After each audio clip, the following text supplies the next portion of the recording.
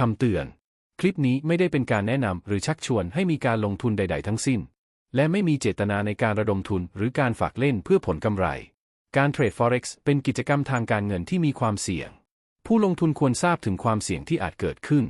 และพร้อมที่จะรับผลต่อความเสี่ยงนี้ดังนั้นกรุณาทำความเข้าใจข้อมูลต่างๆที่เกี่ยวข้องอย่างละเอียดและครบถ้วนก่อนการตัดสินใจลงทุนและควรจะเข้าใจว่าการลงทุนเป็นความรับผิดชอบของคุณเองผู้ลงทุนต้องรับผิดชอบต่อการตัดสินใจของตนเองและความเสี่ยงทางการเงินที่อาจเกิดขึ้นได้